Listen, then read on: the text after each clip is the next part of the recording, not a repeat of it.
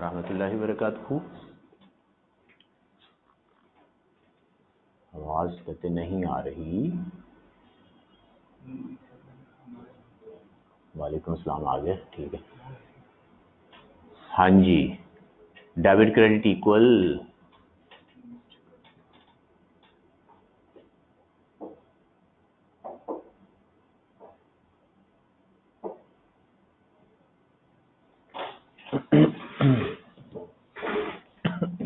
To पे।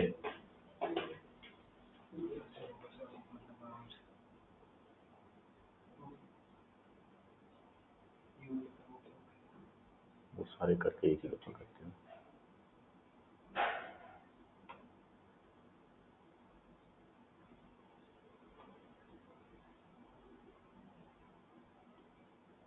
ये ठीक है।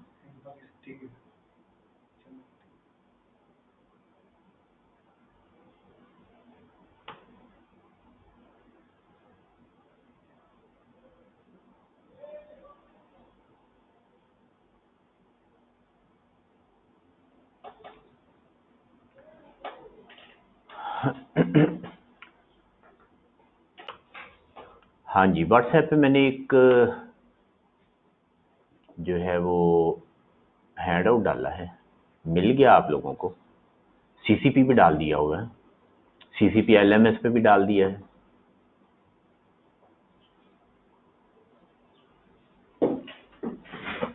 ठीक हो गया, अच्छी बात। मोहसिन साहब फरमाते हैं कि ये जो आपने सवाल सेंड किए हैं ये FAR2 की लेटेस्ट बुक से लिए हैं। हा, क्या अच्छा सवाल किया आपने मोहसिन साहब। FAR2 में तो IS 16 है ही नहीं। कैसी हुई मजे की बात। तो वो जो नई किताब आएगी उसमें आपको IS 16 नहीं मिलेगा। ये मैंने FAR1 की जो नई किताब है उसमें से सेंड की है, ठीक है। अच्छा जी, ये मैंने अपना नंबर लिख दिया, तो ये ग्रुप पे ना नोट कर लें। इसी नंबर से आपको जो है वो मैसेज आया होगा।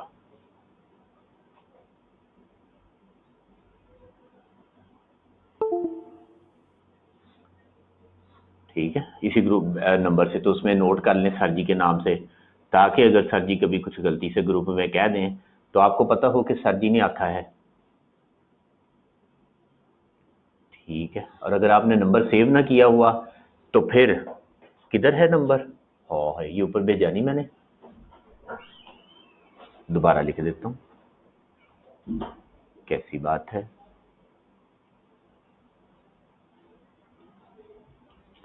ये देखें आया कि नहीं, दोबारा लिख दिया मैंने। वो इसलिए कह रहा हूँ सेव कर लें, सेव ना किया हो सर जी कोई गल आखें तो बाकी सारे जो है वो सर जी को वहाँ पे वो कहते हैं ना, जिसको बंदा कुछ कह दे तो उसको जो है वो सारे क्या करते हैं, वो घुमा फिरा के रोल बना के रख देते हैं उसका। तो चलो पता होगा सर जी ने कुछ आख दिया है तो फिर जो है वो जरा थोड़ा सा एहतियात से काम तो ले लेंगे ना। ठीक है ना। अच्छा जी, चले, ठीक हो गई बात।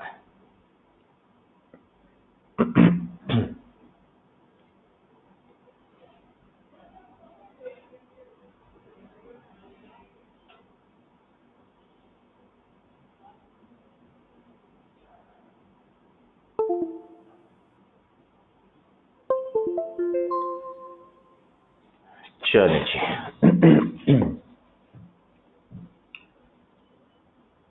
रिवैल्यूएशन की बात करते हैं।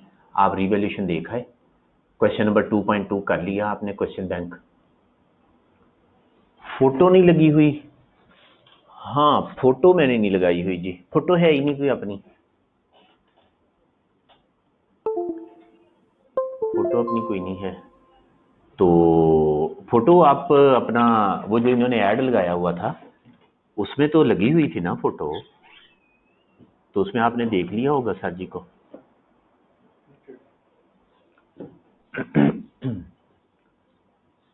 अच्छा जी, तो ये जो है वो अगर शवेद साहब कहते हैं आपकी पब्लिकेशन के पेज पे है, पब्लिकेशन के पेज पे।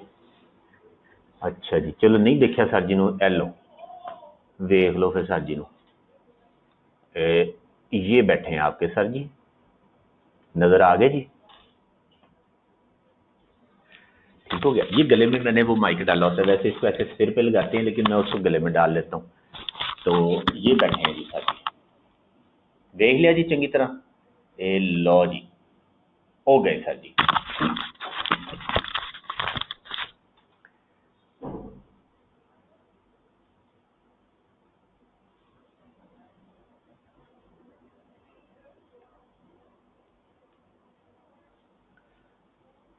हाँ जी, आप आई कैब की जो क्लास हुई थी वो आपने ही ली थी FR1 की? हाँ हाँ बिल्कुल। उसमें भी अगर फेसबुक पे किसी ने देखा हो, पिछली दफ़ा आपने पेपर दिया हो आई कैब ने, वो उसका ऑनलाइन भी जो है उसको कास्ट किया था, और वो वैसे भी फेसबुक में पड़ा हुआ था, बिल्कुल वही वाला बंदा है जी।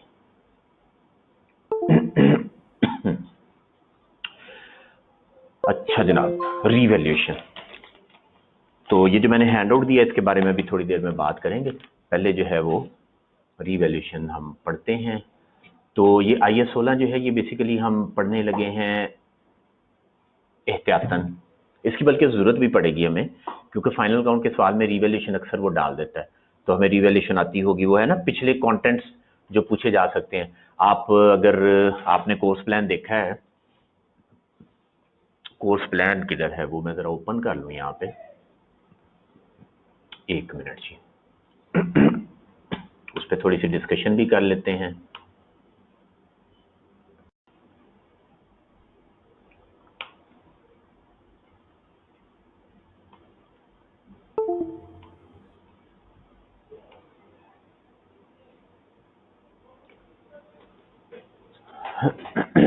ले जनाब, CCP ओपन हो रहा है आपके सामने।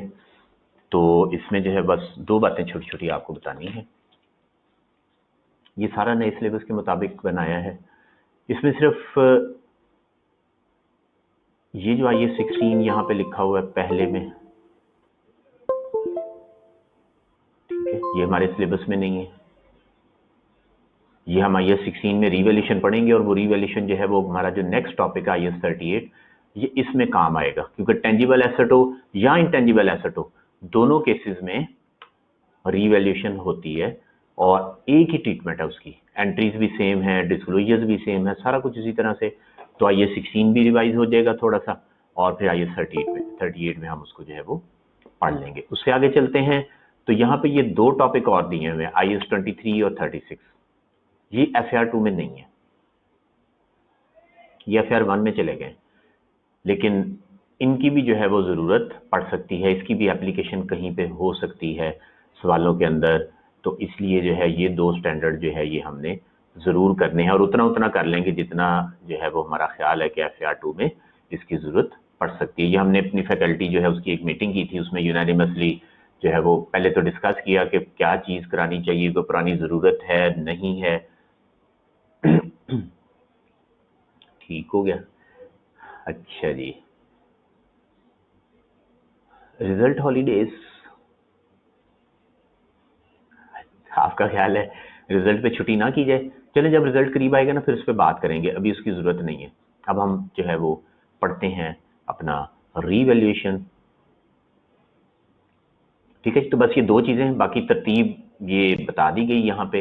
टेस्ट जो है वो इंशाल्लाह पहले हम डिस्कस किया करेंगे कि कब होना है, अनाउंसमेंट बाकायदा तौर पे किया करेंगे, फिर उस दिन टेस्ट हुआ करेगा, तो वो भी डिस्कस करके। तो ये टेंटेटिव प्लान है, इसमें थोड़ा बहुत आगे पीछे जो है वो हम हो सकता है चल रहे हों, तो लेकिन ऑलमोस्ट यही तरतीब जो है वो हमारी चल रही होगी। राइट हो गई बात जी। रीवैल्यूएशन,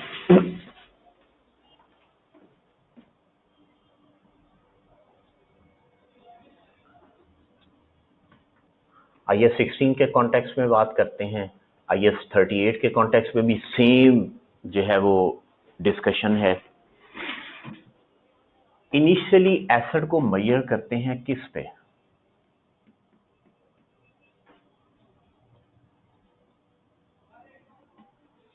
कॉस्ट पे मेजर करते हैं। Initially assets are recorded at cost. Final account complete हो गया बेसिक। हाँ जी, फाइनल अकाउंट में आपको फॉर्मेट बताना था, और फॉर्मेट के साथ मैंने आपको जो है वो दो सवाल भी करा दिए। एक 2.1 हो गया, एक 2.2 हो गया, एनालिसिस बाय नेचर भी करवा दिया। तो बाद में हम इंशाल्लाह देखें ना, आगे जाके फाइनल काउंट जो है वो आ रहा है, और फाइनल काउंट जो है ना वो अगर आप इसमें देखें तो ये तकरीबन एंड पे है, ये है फाइनल काउंट, कंपनी अकाउंट्स, ठीक है, almost second last third last topic है। तो ये एंड पे इसलिए रखा हुआ है कि जब हम फाइनल काउंट करते हैं ना तो उसमें एडजस्टमेंट्स में IAS 12 की भी एडजस्टमेंट आ जाती है, उसमें जो है वो लीज की एडजस्टमेंट भी होती है, या IAS 8 है तो IAS 8 की भी एडजस्टमेंट होती है, वगैरह वगैरह। हाँ अभी क्वेश्चन नहीं करने, बस वो बस 2.1 2.2 कर लिया काफी है, बाकी जब हम पढ़ेंगे तो फिर करेंगे सवाल। तो जब तक हम ये सारे स्टैंडर्ड पढ़ ना लें तो तब तक जो है वो, और फिर वहां पे डिस्क्लोजर होंगे, फॉरेन करेंसी का कोई आइटम आ गया उसका डिस्क्लोजर करना है, वगैरह वगैरह, तो वो सारी चीजें पढ़ी होंगी। तो फिर कंपनी अकाउंट पढ़ेंगे तो वो चीजें बड़ी आसानी से जो है वो समझ आ जाएंगी। तो बेसिकली जितने भी हम टॉपिक पढ़ रहे होंगे उन टॉपिक में से जो है वो कोई चीज भी फाइनल अकाउंट के सवाल में पूछी जा सकती है, कंपनी अकाउंट के सवाल में, राइट बात। चलें जी, हाँ जी, तो इनिशियल मेजरमेंट होती है कॉस्ट पे, उसके बाद फिर एक और वर्ड यूज किया IAS ने, subsequent measurement.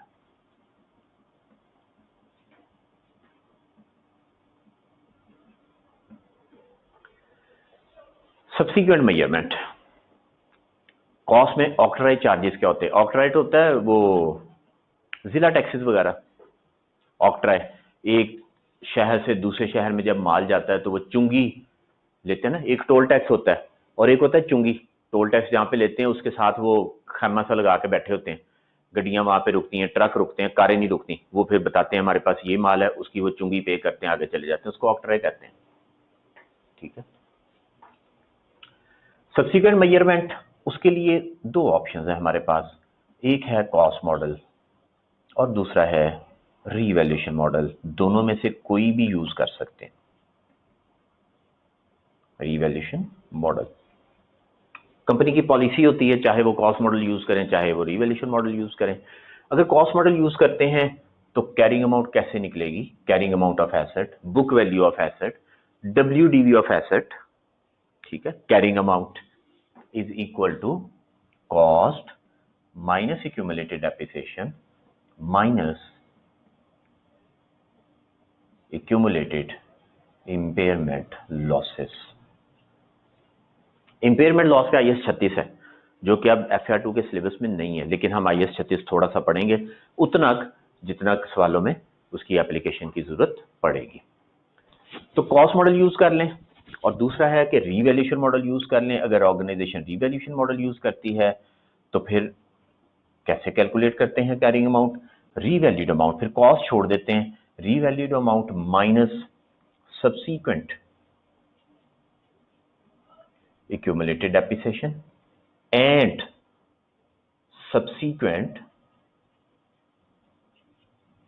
accumulated impairment losses।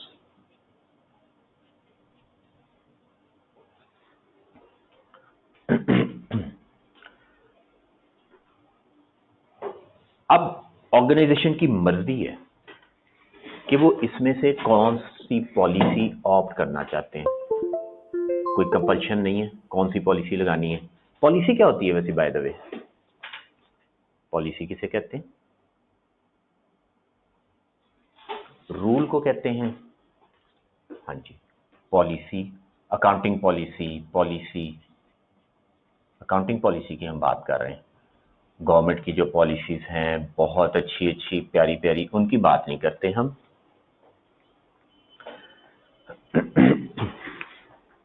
Accounting policy होती है specific principle, rules, methods, conventions,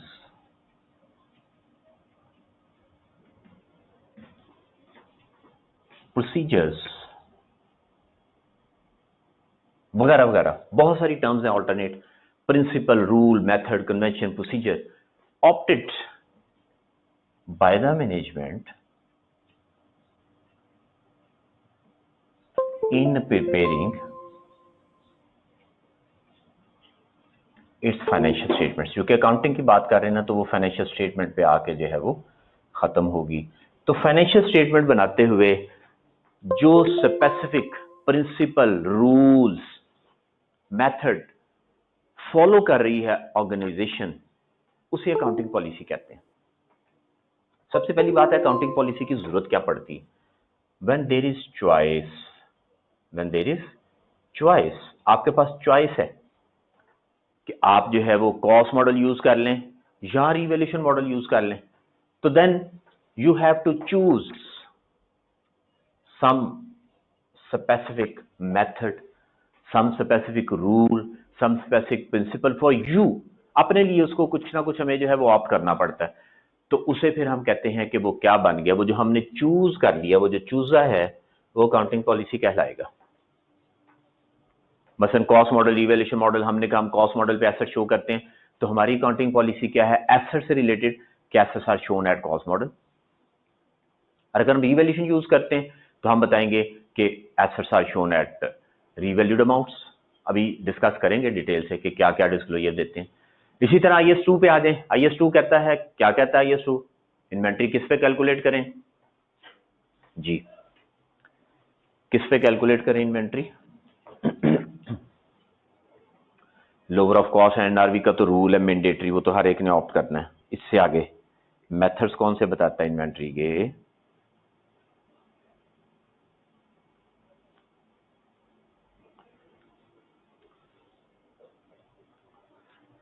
perpetual और पीरियोडिक, ये इन्वेंट्री के सिस्टम्स है। हाँ जी, फाइफो या वेटेड एवरेज मेथड। तो IS कहता है कि इनमें से कोई जो है वो ऑप्ट कर लें, फाइफो कर लें या वेटेड एवरेज मेथड कर लें। तो अब ऑप्शन है, तो हम इसमें से एक जो है वो चूज कर लें। जो एक मेथड हम चूज कर लेंगे वो हमारी अकाउंटिंग पॉलिसी बन जाएगा। राइट हो गई बात? चैलेंज। डेप्रिसिएशन मेथड को चूज करना भी पॉलिसी होती है? नहीं जनाब, कुछ एस्टिमेट्स होते हैं। डेप्रिसिएशन की अगर बात कर रहे हैं तो उसमें अकाउंटिंग पॉलिसी यही है कि कॉस्ट मॉडल लगा लें या रिवैल्यूएशन मॉडल लगा लें। फिर उसके बाद जो है वो एस्टिमेट्स हैं। लाइफ क्या है, ये एक एस्टिमेट है। फिर जो है वो उसकी रेजिडुअल वैल्यू क्या है, ये एक एस्टिमेट है। फिर उसके बाद जो है उसका पैटर्न ऑफ बेनिफिट्स क्या है, ये एक एस्टिमेट है। तो 3 एस्टिमेट हैं जो डेप्रिसिएशन में यूज होते हैं। Number 1 life, number 2 residual value, number 3 method. Method pattern नहीं होता ना। ये 3 जो एस्टिमेट होते हैं उसके बारे में IS कहता है कि एस्टिमेट्स को आप रिव्यू करते रहें रेगुलरली। एस्टिमेट्स को रेगुलर बेसिस पे रिव्यू करते रहें। Whenever there is any change तो you should apply it immediately. कैसे? फ्रॉम नाउ ऑनवर्ड्स, आज से ऑनवर्ड उसको अप्लाई करना शुरू कर दें। ठीक है, आज से ऑनवर्ड जो है वो आपने उसको अप्लाई करना है। जो पीरियड गुजर गया, उसमें कोई प्रॉब्लम नहीं। तो वो क्वेश्चन आपने किए होंगे, change in method, change in life, change in residual value. आजकल भी हिस्टोरिकल कॉस्ट यूज होता है। अभी निशात में इसकी रिपोर्ट देखी, उसके जो है वो एसेट्स के बारे में पॉलिसी लिखी हुई है, पढ़ के देखें। अभी बात करने लगा हूँ रिवैल्यूएशन कौन से एसेट्स की करते हैं, कैसे करते हैं, क्यों करते हैं, सारी बात करते हैं। हाँ, प्रोस्पेक्टिव अप्लाई होता है चेंज इन एस्टिमेट। तो चेंज इन एस्टिमेट को रिव्यू करना जरूरी है। पॉलिसी आपकी मर्जी है, आप कभी चेंज करना चाहें कर लें, ना करना चाहें तो चलाते रहें। जैसे रिवैल्यूएशन करते हैं तो फिर रिवैल्यूएशन चलाते रहते हैं। हाँ जी, अब मुझे बताएं कि रिवैल्यूएशन होती क्या है। चलें, तो ये पॉलिसी है कि कॉस्ट मॉडल यूज करना या रिवैल्यूएशन मॉडल। तो ऑर्गेनाइजेशन ने चूज किया कि हम रिवैल्यूएशन मॉडल यूज करेंगे। तो ये स्पेसिफिक प्रिंसिपल, स्पेसिफिक जो है वो एक ऑप्शन थी अवेलेबल, उन्होंने ऑप्ट कर ली, तो इसे कहेंगे ये ऑर्गेनाइजेशन की पॉलिसी है। तो बताएं एसेट्स जो है वो रीवैल्यू क्यों करते हैं? रीजन व्हाई रिवैल्यूएशन क्यों होती है? इंक्रीज डिक्रीज एसेट की जो है वो होती है, बिल्कुल सही। हम जो है वो बेसिकली चाहते हैं कि एसेट्स को फेयर वैल्यू पे शो कर दिया जाए, मार्केट वैल्यू पे शो कर दिया जाए।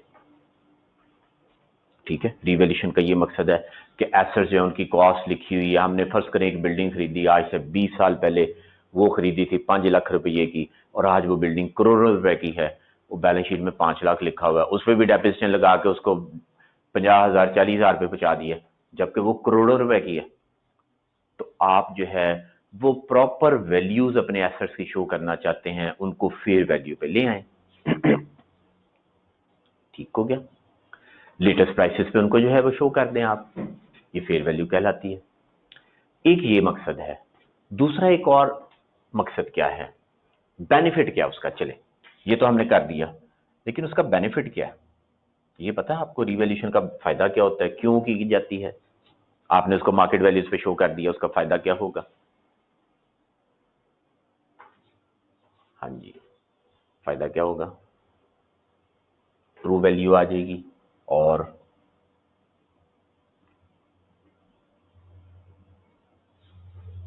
Pro depreciation, integrity, true and fair होने के लिए।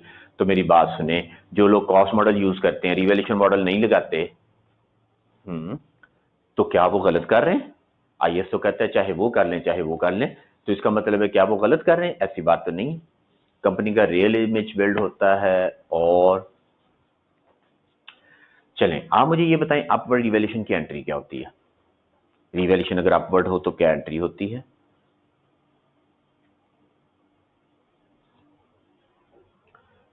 एसेट डेबिट करते हैं, अपवर्ड है ना, ऊपर जा रहा है, एसेट डेबिट कर दिया, और क्रेडिट क्या करते हैं? Revaluation surplus. वेरी गुड जी, एक्सीलेंट। रिवैल्यूएशन सरप्लस को कहां शो करते हैं? रिवैल्यूएशन सरप्लस को कहां शो करते हैं? इक्विटी में शो करते हैं। Revaluation surplus is taken in equity, ये इक्विटी का पार्ट बनता है, ये इक्विटी का पार्ट बनता है। जब रिवैल्यूएशन सरप्लस इक्विटी का पार्ट बन गया, इक्विटी बढ़ गई, और आपको एक बात पता होगी कि डेट इक्विटी रेशो पढ़ा एफआर 1 में, उसमें कोई बात पड़ी कि डेट किस तरह लेते हैं, लोन किस तरह लेते हैं, डेट इक्विटी रेशो क्या होनी चाहिए, कुछ ऐसा पढ़ा? क्या पढ़ा? कितनी होनी चाहिए डेट इक्विटी रेशो? कितनी हो सकती है मैक्सिमम? 2:1 की। ओ जाओ भाईजान, 2:1 की क्या बात करते हैं, वो करंट रेशो की बात कर रहे हैं आप, जो 2:1 होती है। डेट इक्विटी रेशो क्या होती है? ना मतलब है नहीं पढ़ा। डेट इक्विटी होती है 60-40, इतनी हो सकती है मैक्सिमम। चलें छोड़ें इन सब बातों को, वो खत्म हो गया एफआर 1, उसको अब क्या करना। तो बात सिर्फ इतनी सी है कि बैंक्स जो हैं वो लोन ग्रांट करते हैं किस बेस पे? इक्विटी बेस पे। Financing bye banks is given on the basis of equity. Financing means loans. तो जब आपकी इक्विटी ज्यादा होगी तो आप लोन और ले सकेंगे। तो प्रैक्टिकली लोगों को जो फायदा नजर आता है वो यही होता है कि आप जो है रिवैल्यूएशन करें, अपवर्ड हो जाए, रिवैल्यूएशन हो गई, इक्विटी बढ़ गई, तो आप बैंक के पास दौड़े जाएं, जाके बैंक से कहें लाओ जनाब इक्विटी देखो मेरी इतनी ज्यादा हो गई, इतना लोन मुझे दे दें। तो जितनी इक्विटी ज्यादा होगी उतना ज्यादा लोन मिल सकेगा। तो ये एक प्रैक्टिकल बेनिफिट है जिसकी वजह से लोग जो है वो रिवैल्यूएशन करते हैं। ये सिर्फ पाकिस्तान में नहीं, दुनिया में होता है इस तरह। इक्विटी की बेस पे फाइनेंसिंग करते हैं बैंक, जितनी इक्विटी ज्यादा होगी उस हिसाब से लोन्स भी ज्यादा मिलेंगे। और फिर रिवैल्यूएशन करने से कंपनी के फ्यूचर प्रॉफिट्स एनहांस हो जाते हैं, फ्यूचर प्रॉफिट बढ़ जाते हैं। कैसे बता सकते हैं आप? रिवैल्यूएशन करने का फायदा क्या होता है? कंपनी के फ्यूचर प्रॉफिट्स इंक्रीज हो जाते हैं, फौरन नहीं होंगे तो 2, 3, 4 साल बाद बढ़ जाएंगे। इन्वेस्टमेंट करेंगे, किस चीज की इन्वेस्टमेंट करेंगे? कैपिटल की इन्वेस्टमेंट। कौन से कैपिटल की? आसान आसान बात है जो कर रहा हूं मैं, मुश्किल नहीं कर रहा। लोन की इन्वेस्टमेंट करेंगे। Very good. हम जो है क्या करेंगे, इक्विटी बढ़ गई, बैंक से लोन लेंगे और लोन लेके जाहिर है बिजनेस में उसको लगाएंगे, ठीक है। और इक्विटी की बेस पे लॉन्ग टर्म लोन्स मिलते हैं, तो उसको हम बिजनेस में इन्वेस्ट करेंगे, बिजनेस में ग्रोथ आएगी, बिजनेस एक्सपैंड होगा और फिर फ्यूचर में प्रॉफिट्स जो है वो बढ़ जाएंगे। तो अल्टीमेटली कंपनी प्रॉफिट कमाएगी। ये असल में जो है ना पूरा एक सीक्वेंस बनता है कि रिवैल्यूएशन कर दें अपवर्ड, उससे आपकी इक्विटी बढ़े, आपको लोन मिल गए, लोन आप बिजनेस में पैसा लेके उसको इन्वेस्ट कर दें, उसके बाद जो है वो फिर फ्यूचर में प्रॉफिट्स जो है वो आपके इंक्रीज हो जाएंगे। चलें जी, वापस आते हैं, दूर निकल गए थे हम। क्या सारे एसेट्स को एक ही दफा रीवैल्यू किया जाता है? एक बात करेंगे बस, और उसके बाद जो है फिर हम एंट्रीज की तरफ आ जाएंगे। जी, सारे एसेट्स को रीवैल्यू किया जाता है? नहीं। कितने एसेट्स को किया जाता है? जिनकी वैल्यू ऊपर जा रही हो उनको कर दें, जिनकी वैल्यू डाउन जा रही हो उनको छोड़ दें। क्या करें बताएं तो? ग्रुप ऑफ एसेट्स को करते हैं। ग्रुप ऑफ एसेट्स को जब रिवैल्यूएशन करते हैं तो whole class of asset is revalued at a time. Whole class of asset का मतलब क्या है? ग्रुप ऑफ एसेट का मतलब क्या है कि अगर आप बिल्डिंग्स को रीवैल्यू करना चाह रहे हैं तो आपकी जितनी भी बिल्डिंग्स हैं 10, 12, 15 सबको रीवैल्यू करेंगे। ये नहीं करेंगे 6 को रीवैल्यू कर लें 4 को छोड़ दें, नहीं। All buildings should be revalued at a time. एक ही वक्त पे सारी बिल्डिंग्स को रीवैल्यू कर देंगे।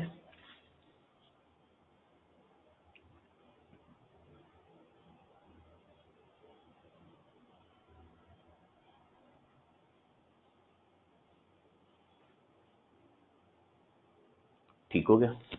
इससे आगे चलते हैं। अगर व्हीकल को रिवैल्यू करना है तो सारी गाड़ियां रिवैल्यू कर दें। तो ये नहीं है कि ऑर्गेनाइजेशन के पूरे एसेट्स एक क्लास को रिवैल्यू कर दें आप, बस खत्म हो गई बात। चलें जी आगे आते हैं, एग्जाम्पल करते हैं।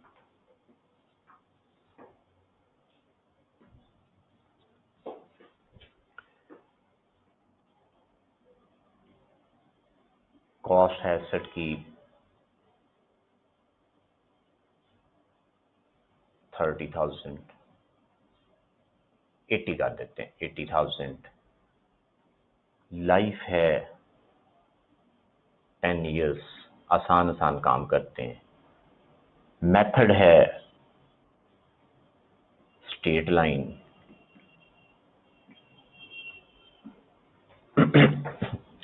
एसेट हमने खरीदा 1/1/15 को। चैलेंज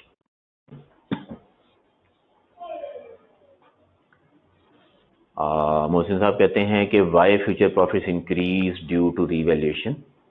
अगर अपवर्ड रीवैल्यूएशन करेंगे तो उससे इक्विटी बढ़ेगी और फिर हमें लोन मिल जाएंगे, और हम लोन ले भी लें। और मैंने बताया प्रैक्टिकली करती हैं ऑर्गेनाइजेशन, सारी यही करती हैं कि रिवैल्यूएशन करते हैं और फिर लोन ले लेते हैं, क्योंकि उन बैंक के पास जाते हैं, पैसा चाहिए, बैंक कहते हैं तुम्हारी इक्विटी थोड़ी है, तुम ऐसे करो। बैंक खुद बताते हैं, कहते जाओ एसेट कौन कौन से रिवैल्यू करा लो। और आमतौर पे ऑर्गेनाइजेशन क्या करती है, सिर्फ लैंड बिल्डिंग रिवैल्यू कराते हैं, बाकी एसेट्स को नहीं कराते, क्योंकि वो कराएंगे वो डाउन चले जाएंगे। तो वो लैंड एंड बिल्डिंग को सिर्फ रिवैल्यू कराते हैं, क्योंकि उसकी वैल्यूज हमेशा बढ़ती हैं, तकरीबन हमेशा बढ़ती हैं। कभी कभी जो है हालात अच्छे ना हो तो डाउन भी चली जाती हैं।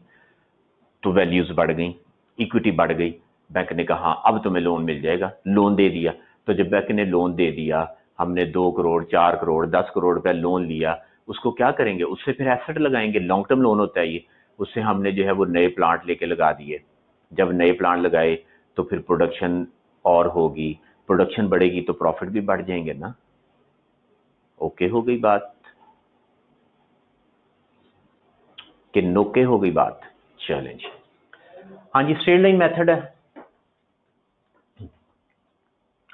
1/1/15, 16, 17, 1/1/17 को हमने क्या किया,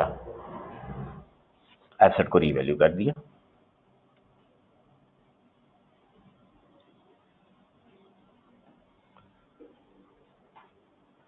कितने पे रीवैल्यू कर दिया हमने?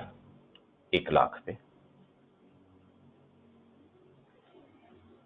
ईयर एंड क्या है? हाँ जी, ईयर एंड भी लिख लेते हैं,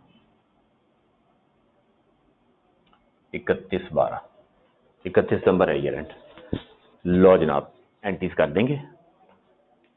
2 साल के बाद रिवैल्यूएशन कर रहे हैं।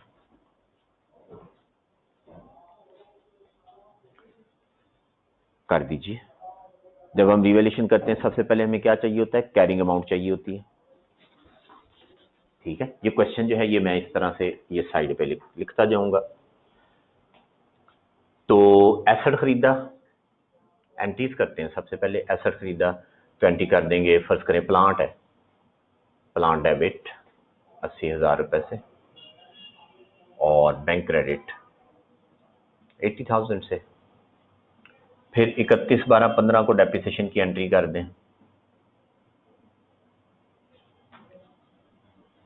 Depreciation debit, accumulated depreciation credit 8,000 रुपया। फिर 31/12/16 को एंट्री कर दें, depreciation debit, accumulated depreciation credit 8,000 रुपया। 2 साल एंट्री हो गई डेप्रिसिएशन की। अब हम पहुंच गए हैं 1/1/17 पे। 1/1/17 पे कैरिंग अमाउंट क्या बन रही है, कॉस्ट है कितनी, 80,000 रुपया। एक्यूमुलेटेड डेप्रिसिएशन कितनी है, 16,000, और कैरिंग अमाउंट क्या है, 64,000।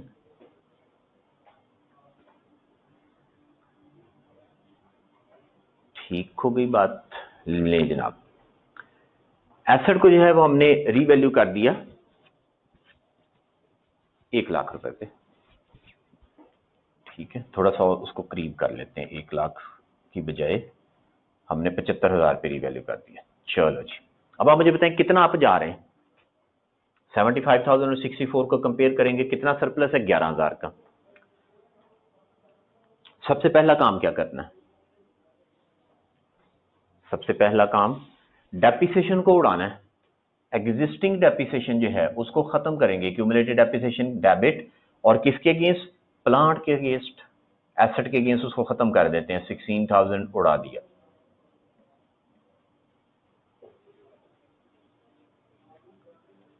और फिर हम जो है वो रिकॉर्ड कर देंगे surplus, plant debit, revaluation, surplus, credit.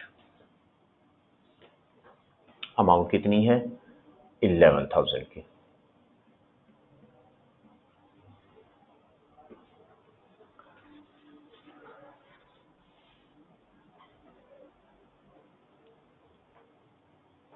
इकतीस 12/17 पे आ जाए। हाँ जी, ये सारी चीजें पुरानी हैं जो FR1 की आपने पढ़ी हुई हैं, उनको हम रिपीट कर रहे हैं। 31/12/17 पे पहुंच गए, डेप्रिसिएशन की एंट्री करेंगे। हाँ जी बताएं, अब डेप्रिसिएशन की एंट्री कैसे करेंगे।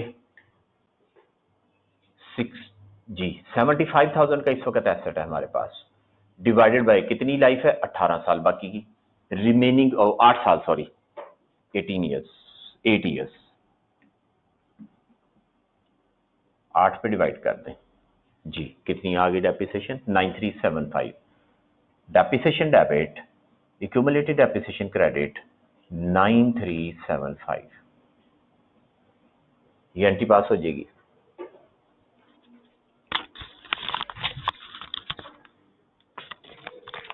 क्योंकि बुक वैल्यू जो है वो चेंज हो गई, और इस वक्त जो नई अमाउंट है वो है 75,000। जब कभी हम रिवैल्यूएशन करें तो फिर रिमेनिंग के हिसाब से नई डेप्रिसिएशन लगाते हैं। तो 8 साल लाइफ है, डेप्रिसिएशन लगा दी। और कुछ करेंगे, हाँ जी, इसके अलावा कुछ करेंगे, anything else to be done, हाँ जी क्या करेंगे, हमने डेप्रिसिएशन लगा दी एक्स्ट्रा। असल बनती थी कितनी, 8,000, और हमने लगा दी 9375। कितनी ज्यादा लगा दी, 1375। तो इसके लिए हम वर्ड यूज करते हैं इंक्रीमेंटल डेप्रिसिएशन, या उसको कहते हैं excess depreciation due to upward revaluation. ठीक है, ये इंक्रीमेंटल कब आता है, ड्यू टू अपवर्ड रिवैल्यूएशन। जब अपवर्ड रिवैल्यूएशन की हो तो तब डेप्रिसिएशन ज्यादा आती है, वो बनती है 1375। तो 1375 जो है वो उठाएंगे, रिवैल्यूएशन सरप्लस को डेबिट करेंगे, और रिटेन अर्निंग को क्रेडिट कर देंगे 1375 से। सरप्लस से उठा के रिटेन अर्निंग में भेज देंगे। ठीक है, तो ये कैसे कैलकुलेट किया, 9375 माइनस 8000, इस तरह से कैलकुलेट किया कि डेप्रिसिएशन ऑन रीवैल्यूएशन मॉडल, ठीक है, वो कितना बन रहा है 9375, और डेप्रिसिएशन ऑन कॉस्ट मॉडल वो कितना बन रहा है 8000, एक्सेस कितना है 1375। तो ये जो 1375 है इसकी एंट्री कर दी। कॉन्सेप्ट ये है। हाँ, स्ट्रेट लाइन मेथड में एक और भी आसान कैलकुलेशन है जो हम इसकी कर सकते हैं। हम बजाय ये इतनी लंबी चौड़ी कैलकुलेशन करने के, हम कहें सरप्लस कितना है 11000, और 11000 को हम रिमेनिंग डिवाइड 8 पे डिवाइड कर दें तो भी यही अमाउंट आती है स्ट्रेट लाइन में। इस तरह भी निकाल सकते हैं, एक ही बात है। असल कॉन्सेप्ट वो है जो मैंने सर्कल में बंद कर दिया कि डेप्रिसिएशन ऑन रीवैल्यूएशन मॉडल और डेप्रिसिएशन ऑन कॉस्ट मॉडल। बताइए ओके हो गई बात?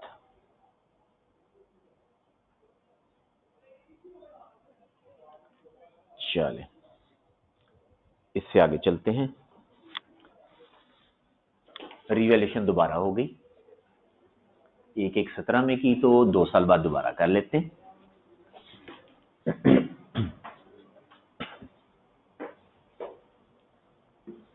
1/1/19, हाँ जी, रीवैल्यू कर दें।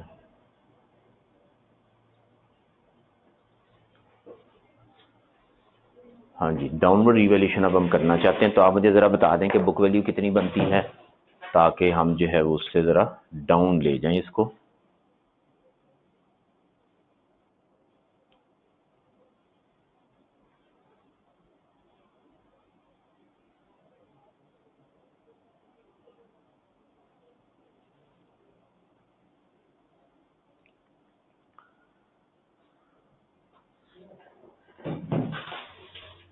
चलें रीवैल्यू कर लेते हैं 42,000 पे।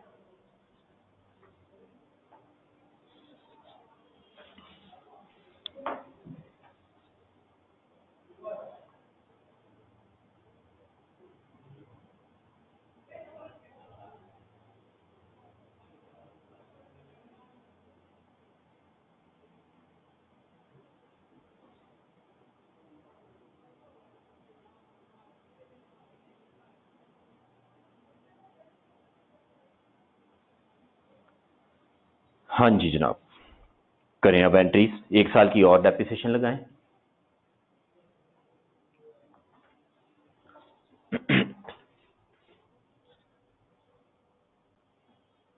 इकतीस 12/18 डेप्रिसिएशन डेबिट, सेम अमाउंट आ जाएगी।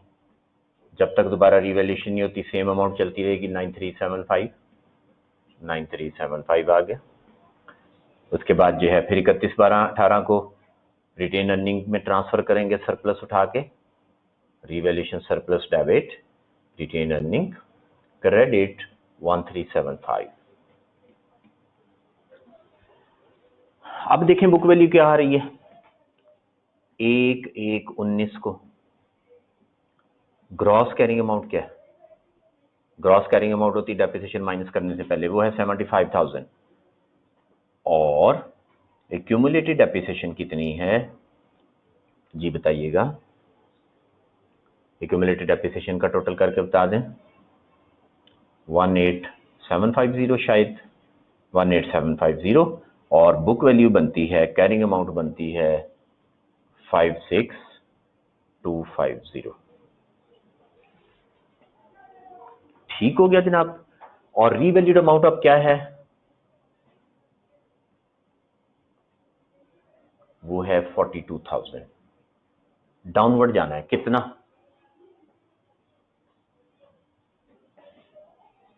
हाँ जी कितना डाउनवर्ड, 14,250 से डाउन जाना है। चलें इसको करते हैं। सबसे पहले डेप्रिसिएशन को एडजस्ट करेंगे, डेप्रिसिएशन को एलिमिनेट करेंगे। प्लांट क्रेडिट, ये वाली अमाउंट इसको उड़ा देंगे 18750,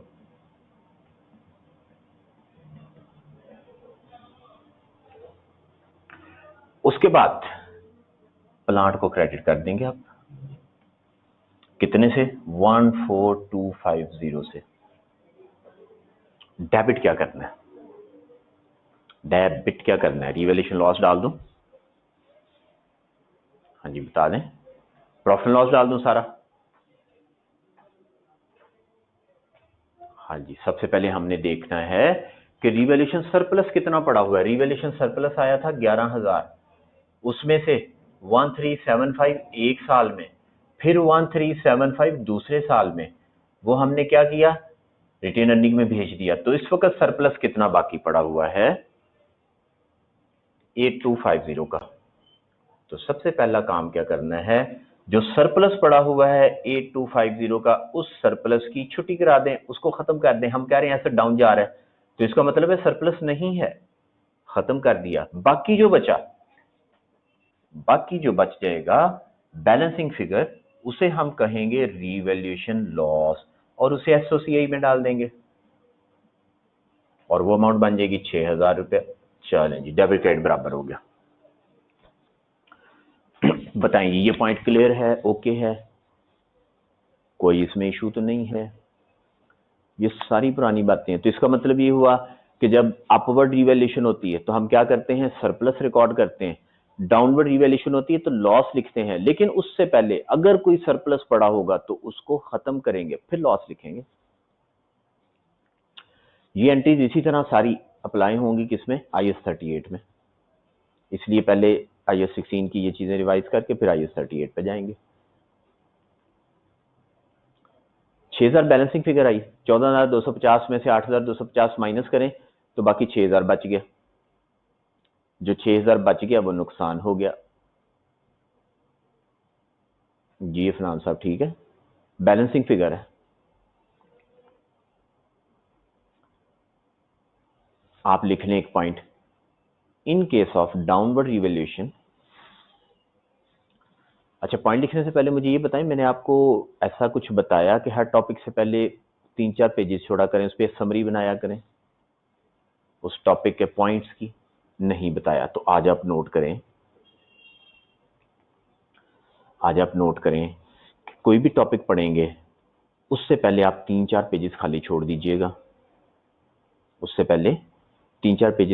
दीजिएगा, और जो नया पॉइंट आप पढ़ें सुने उसको, उस जो वो 3-4 पेजेस हैं वो समरी बनानी टॉपिक की, उसमें लिख लिया करें। चाहे उर्दू में लिख दें, चाहे पंजाबी में, चाहे इंग्लिश में, जैसे मर्जी अपने लिए लिख रहे हैं। और साथ क्या करना है, वो पॉइंट लिख के उसके साथ क्वेश्चन नंबर उसका लिख लेना है कौन सा है, या एग्जाम्पल नंबर लिख लेनी है। वो इसलिए कि हमने पॉइंट एक लिखा, ओके पढ़ रहे हैं, लिखा गया, समझ आ गया। कल को जब रिवीजन करेंगे तो अपना लिखा हुआ पॉइंट समझ ही नहीं आता, हमें लिखा कि इसी, तो फिर किससे जाके पूछेंगे?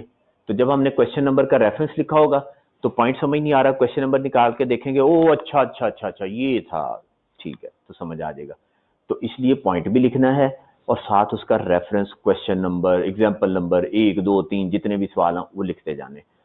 इसका फायदा क्या होगा? इसका फायदा ये होगा कि अकाउंटिंग आपके कंट्रोल में आ जाएगी। एक टॉपिक होगा, रिवीजन करनी हो, वो 2-3 पेजेस जितने भी लिखे हैं वो देखेंगे, पूरा टॉपिक रिवाइज, कोई पॉइंट मिस नहीं करेंगे। ये इसका फायदा हो जाएगा, रिवीजन में आसानी हो जाएगी। फिर कोई पॉइंट हो जो नहीं समझ आ रहा, उसका सवाल साथ लिखा होगा रेफरेंस, वो सवाल देख के कर लेंगे, वो पॉइंट फिर क्लियर हो जाएगा। तो ये जरूर बनाना है आपने, ठीक है? कोई भी सवाल करें, सवाल करने के बाद खत्म हो गया, उसके बारे में 10 मिनट गौर और फिक्र करें, तदब्बर करें कि ये सवाल मैंने किया, कैसे किया, क्यों किया, ठीक है? फिर इसमें शॉर्टकट्स क्या हो सकते हैं वगैरह वगैरह, इस पे बात भी हुई थी। लॉजिक्स इसमें क्या हैं, उस पर ज़रा गौर किया करें और फिर पॉइंट लिख लिया करें अपना। हर सवाल में कोई नया पॉइंट हो तो वो नया पॉइंट लिखते जाएं और सवाल का नंबर डालते जाएं। राइट हो गई बात? चलें जी, आपसे शेयर करता हूँ, जिस बच्चे का जाहिर है जो अच्छी बात हो वो जो है वो शेयर कर लेनी चाहिए। बच्चों से मैं पूछता हूँ कि बताएं फ़ायदा हुआ, तो बच्चे कहते हैं हाँ फ़ायदा हुआ। तो मैंने उन्हें कहा अगली जो क्लासें हों उनको ये कहूँ, उन्होंने कहा ज़रूर कहें। कुछ लोग नहीं भी बनाते, मैंने देखा था व्हाट्सएप ग्रुप में कुछ लोग मिन्नतें तरले कर रहे थे, यार किसी ने समरी बनाई जरा भेज दो।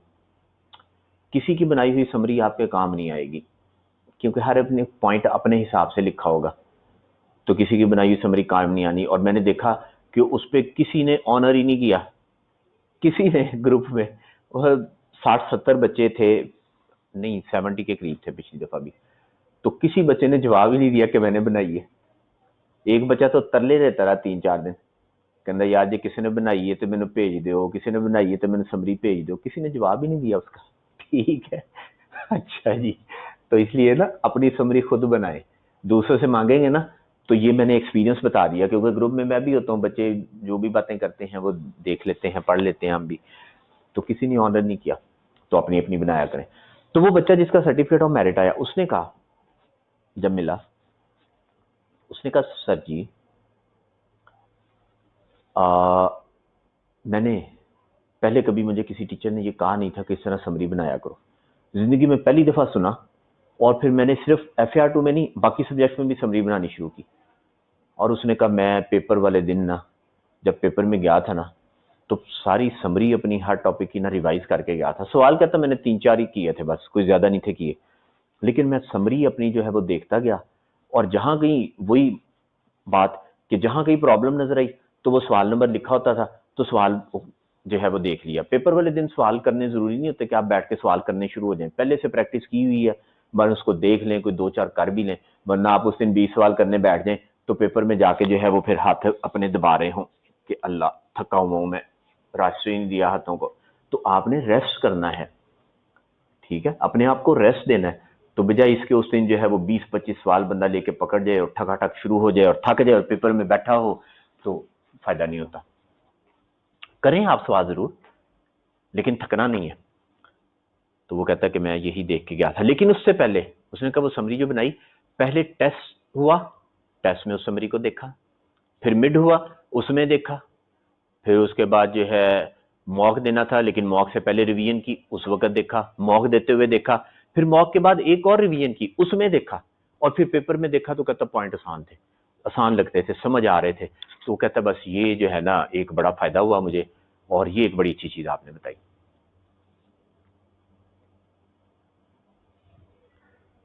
अच्छा जी, आगे चलते हैं। समरी बनानी है आपने, तो पॉइंट लिखवाने लगा था मैं, लिखें जी, in case of downward revaluation,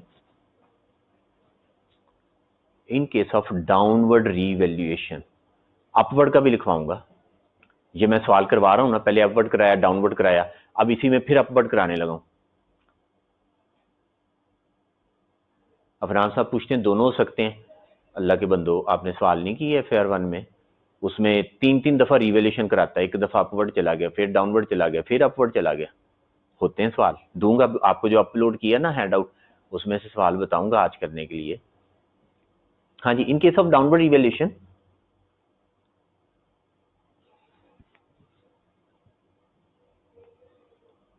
first of all revaluation first of all downward revaluation is debited to revaluation surplus. In case of downward revaluation, first of all downward revaluation is debited to revaluation surplus if any, ठीक है, if any, अगर any हो तो, any ना हो तो बस ठीक है, फिर ठीक हो गया। then remaining decrease, then remaining decrease is recorded as revaluation loss, ठीक है। First of all downward revaluation, या first of all decrease in asset is debited to revaluation surplus, after then revaluation surplus if any, after then remaining decrease is recorded as revaluation loss and is charged as expense to SOCI, and is charged as expense to SOCI. Clear?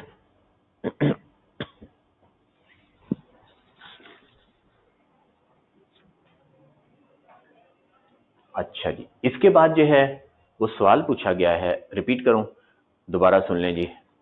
In case of downward revaluation decrease in asset is debited to first of all revaluation surplus if any।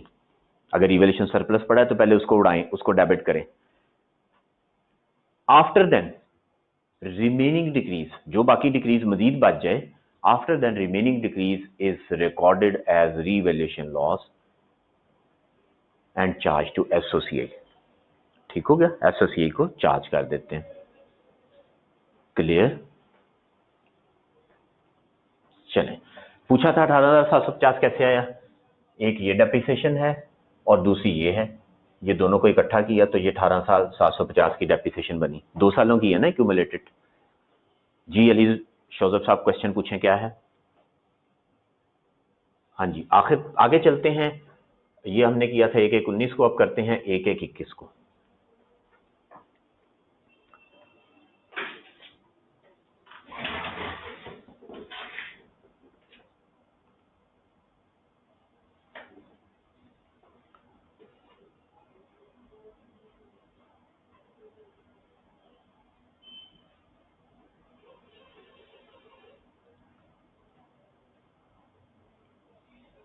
जी जनाब, अच्छा जी, एक comment आया, x पे लिख भी दिया करें आप साथ एक्सेल पे।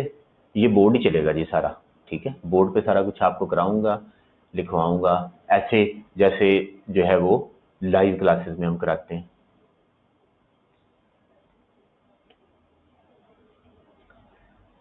एक क्वेश्चन आया है कि अगर एक बिल्डिंग की अपवर्ड रिवैल्यूएशन हो और बाकी की सेम रहे कॉस्ट और एक्सपेंस फॉर रिवैल्यूएशन ज्यादा हो तब भी करेंगे।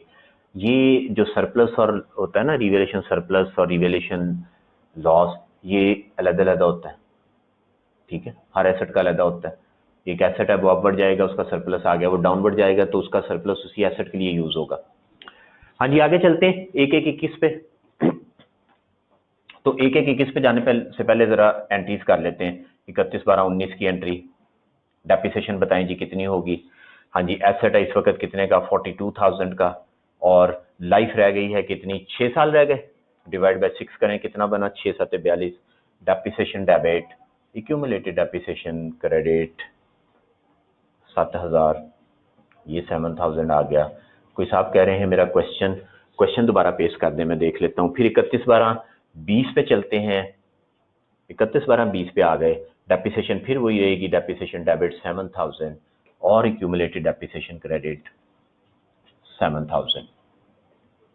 एसेट कितने का हो गया, एसेट हो गया है 42 माइनस 14, 28,000 का। चले, 1/1/21 को एसेट फिर रीवैल्यू किया, कितने पे रीवैल्यू किया, रीवैल्यूड एट 40,000, 40,000 पे रीवैल्यू कर दिया, अपवर्ड चले गए। हाँ जी, कार्ड बनाते थे तो बनाए आप, कोई मसला नहीं है, प्रॉब्लम क्या है, आप बनाएं, मुझे कोई इतराज नहीं है, ठीक है। मैं आपके सामने ये सारी कैलकुलेशंस कर रहा हूँ, आप मुझे बताएं कौन सी बात समझ नहीं आ रही, मैं वो आपको समझा दूं, आप वर्किंग जैसे मर्जी कर लें, ठीक है।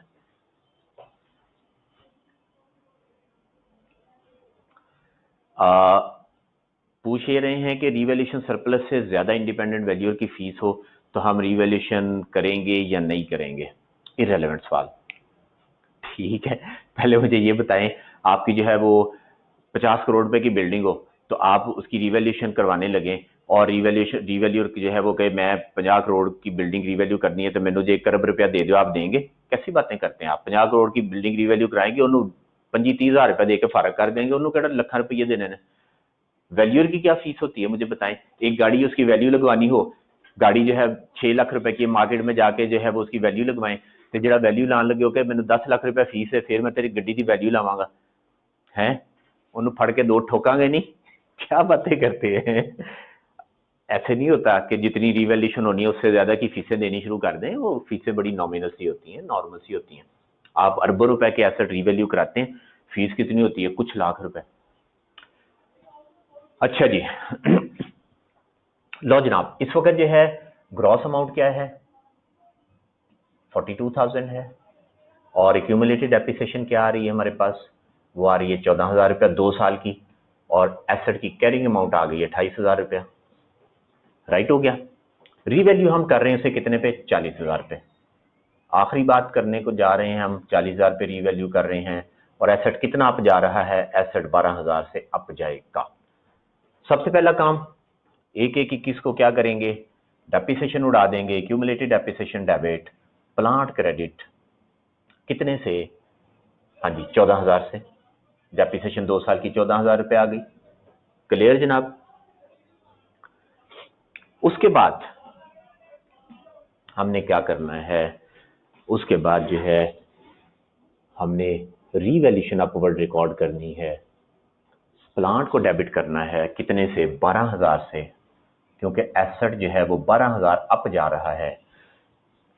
सरप्लस डाल दो सारा, बताएं सारा सरप्लस लिख दूं, नहीं, पहले रीवैल्यूएशन इनकम डालेंगे जो कि हम एसओसीआई में लेके जाएंगे, और फिर बाकी जो बचेगा उसे रीवैल्यूएशन सरप्लस कहेंगे। आपसे सवाल कि इनकम कितनी डालें, इनकम 6,000 रुपये डाल दें, बिल्कुल गलत कह दिया आपने। इसकी कैलकुलेशन करते हैं जब हम रिवर्सल ऑफ रीवैल्यूएशन लॉस करते हैं, तो वो कैसे करते हैं, डायरेक्ट इनकम नहीं डाल देंगे, हम लिखेंगे लॉस, रीवैल्यूएशन लॉस इनकर्ड, कितना इनकर हुआ था, वो हुआ था 6,000, 6,000 ही था ना, ये देखें ये रीवैल्यूएशन लॉस लिखा हुआ है 6,000 रुपया, तो रीवैल्यूएशन लॉस इनकर्ड 6,000 रुपया, माइनस कर देंगे, minus depreciation less charged due to downward revaluation. Downward revaluation की वजह से जो है हमने डेप्रिसिएशन थोड़ी लगाई, कितनी थोड़ी लगाई, हाँ जी कितनी थोड़ी लगाई, डेप्रिसिएशन ओरिजिनली बनती थी 8,000, हमने लगाई डेप्रिसिएशन एक साल में 7,000, दूसरे साल में 7,000, एक 1,000 रुपया कट डेप्रिसिएशन लगा रहे हैं। ओरिजिनली बनती थी ना 8,000, अगर कोई रिवैल्यूएशन होती तो 80,000 का एसेट था, 10 साल लाइफ 8,000 बनती थी, तो 1,000 रुपया डेप्रिसिएशन जो है वो हमने कम लगाई, 1 जमा 1 2 सालों का 2,000 रुपया बन गया। 2,000 रुपए की डेप्रिसिएशन थोड़ी लगाई, माइनस करें तो 4,000 रुपया नेट, नेट जो अमाउंट आएगी, इसे जो है वो हम क्या करेंगे, इसे रिवैल्यूएशन इनकम बनाएंगे। तो यहां पे रिवैल्यूएशन इनकम में लिखेंगे 4,000 रुपया, और बाकी जो है वो 8,000 रुपया रिवैल्यूएशन सरप्लस बन जाएगा।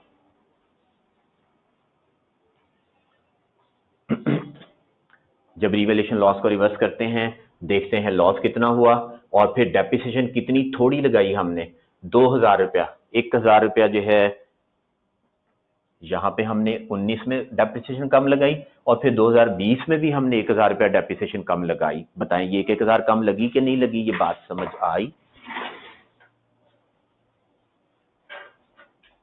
तो ये 1,000 और 1,000 2 सालों में 2,000 रुपए की डेप्रिसिएशन हमने थोड़ी लगाई, तो वो जो 2,000 रुपए की डेप्रिसिएशन थोड़ी लगाई, वो हमने ये 2,000 रुपया माइनस करके, तो नेट 4,000 रुपया बचा, ये 4,000 रुपये इनकम डालना है। तो जितना लॉस हो उतनी इनकम कभी नहीं डालते, उससे कम होती है, ये फॉर्मूला लगाएंगे।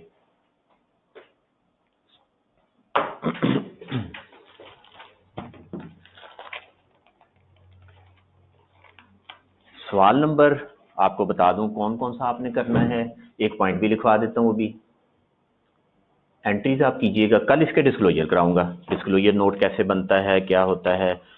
तो सवाल नंबर जो है वो मैं आपको बताता हूं, आप जो है वो कीजिएगा एंट्रीज की प्रैक्टिस, क्वेश्चन नंबर 13,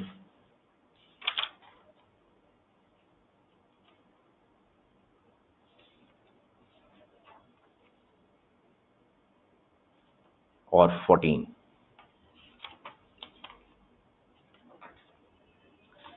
ठीक है, एंट्रीज कीजिएगा क्वेश्चन नंबर 13 14 की, ठीक है। जो आपने कहा हम कार्ड बनाते थे, टेबल बनाते थे, कल वो भी बना के दिखाऊंगा। क्वेश्चन नंबर 13 14 की आपने एंट्रीज करके आनी है। ये कौन सा जो है वो क्वेश्चन है, ये जो मैंने हैंड आउट व्हाट्सएप पे डाला, उसमें से व्हाट्सएप पे शेयर किया मैंने आज, उसमें से जो है ये आपने क्वेश्चन नंबर 13-14 करने हैं और इसमें एंट्रीज करनी है। अपवर्ड डाउनवर्ड रिवैल्यूएशन है, आप एंट्रीज करके आइएगा, सोल्यूशन भी साथ डाल दिए। पॉइंट नोट करें, in case of upward revaluation, हाँ जी, in case of upward revaluation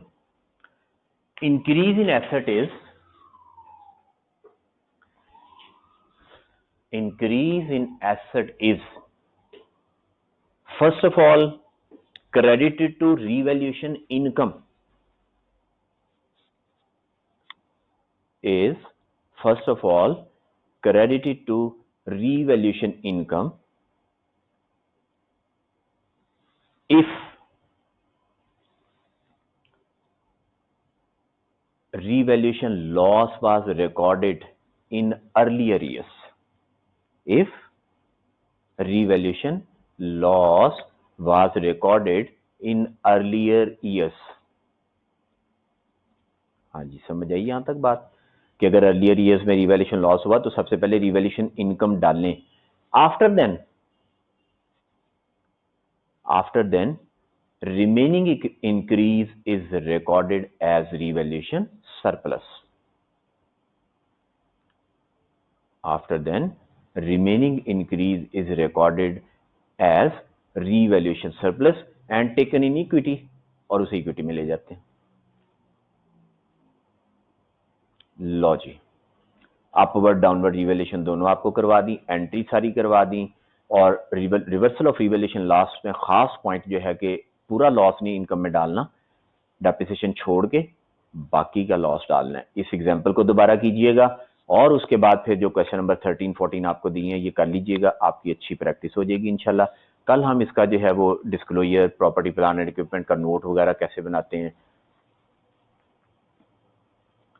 revaluation income को लॉस के अगेंस्ट एडजस्ट करेंगे, रिवैल्यूएशन इनकम को प्रॉफिट एंड लॉस में इनकम दिखाएंगे। कल ये मैं बना के दिखाऊंगा भी कि एसओएफपी में और एसओसीआई में फिगर्स किधर किधर शो करते हैं, ये सारा जो है ये कल करवाऊंगा। ये देखें ना, ये मैंने लिखा हुआ यहाँ पे एसओसीआई में दिखाते हैं। हाँ जी, सवाल आ रहे हैं काफी सारे। सवाल क्या है जी कि अगर लॉस बिल्डिंग का पड़ा हुआ था और रिवैल्यूएशन गेन प्लांट का है तो नहीं करेंगे ना, अलग अलग करेंगे। यही तो मैंने बताया, बिल्डिंग पे लॉस है वो अलग जाएगा, प्लांट पे गेन है वो अलग होगा, दोनों एक दूसरे के अगेंस्ट नेट ऑफ नहीं हो सकते। ठीक है, चैलेंज ओके हो गया। ले जनाब, है अल्लाह हाफिज, इंशाल्लाह मुलाकात।